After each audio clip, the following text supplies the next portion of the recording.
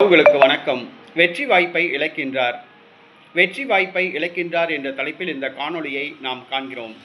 தமிழ்நாடு சட்டசபை தேர்தல் 2026 சூடுபிடிக்க ஆரம்பித்து விட்டது. இதில் 3 முனை போட்டி, 4 முனை போட்டி என்றெல்லாம் பேசப்படுகிறது. ஆனால் எத்தனை முனை போட்டி என்பது ஜனவரி மாதத்துக்கு மேல்தான் தெரியும். அரசியலில் புதிதாக களமிறங்கியவர் விஜய் ஆட்சியை பிடிப்பார் என்று கருத்து கணிப்புகள் தெரிவித்தன. ஆனால் தற்பொழுது நிலவரம் மாறியுள்ளது. ஆரம்பத்தில் இருந்த விஜய்க்கு இருந்த வரவேற்பு தற்பொழுது கிடையாது. பொதுமக்களிடமும் கிடையாது, ரசிகர்களிடமும் கிடையாது.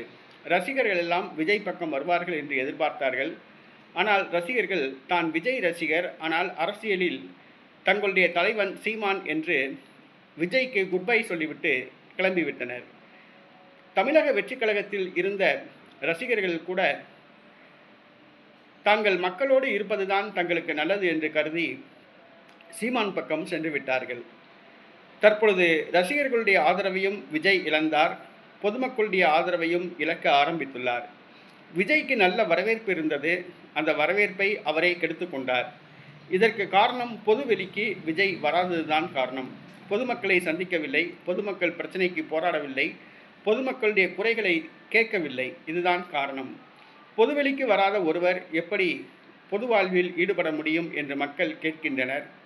வருகிற சட்டசபை தேர்தலில் வெற்றி வாய்ப்பை இழக்கின்றார் விஜய். அரசியலில் ஆர்வம் இல்லாதது போன்று உள்ளார். யாரோ கட்டாயத்தின் பேரில் இவர் அரசியலுக்கு வந்ததாக கூறப்படுகிறது. தற்பொழுது இவருக்கு அரசியல் ஆர்வம் இல்லை என்றே தோன்றுகிறது. தற்பொழுது ஆரம்பத்தில் இருந்த வரவேற்பு தற்பொழுது விஜய்க்கு இல்லை. தமிழக மக்கள் சிறிது சிறிதாக விஜயை மறக்கின்றார்கள். தனக்கிருந்த வெற்றி வாய்ப்பை இழக்க ஆரம்பித்துள்ளார் விஜய். வருகிற சட்டசபை தேர்தலில் விஜய் போட்டியிடுவாரா என்பது கூட ஒரு கேள்விக்குறியாக உள்ளது. இவரை நம்பி கோடிக்கணக்கில் பணத்தை இறைக்க வந்த ரசிகர்கள் கூட தற்பொழுது யோசிக்க ஆரம்பித்துள்ளார்கள். இவரை நம்பி பணத்தை இறைத்து ஃப்ளக்ஸ், பேனர், போஸ்டர் அடித்தவர்கள் கூட தற்பொழுது யோசிக்க ஆரம்பித்துள்ளார்கள். விஜயை நம்பி ஆற்றில் இறங்குவது மண்குதிரையை நம்பி இறங்குவது போன்றதாகும் என்று கருத ஆரம்பித்துள்ளார்கள். தங்களுடைய காசுகளை, பணத்தை விஜய்க்காக இழக்க ஆரம்பித்த ரசிகர்கள் தற்பொழுது சுதாரித்து கொண்டு தற்பொழுது விஜயிடமிருந்து சிறிது சிறிதாக நகர ஆரம்பிக்கிறார்கள். தமிழக சட்டசபை தேர்தலில் வெற்றி வாய்ப்பை இழக்கின்றார் விஜய்.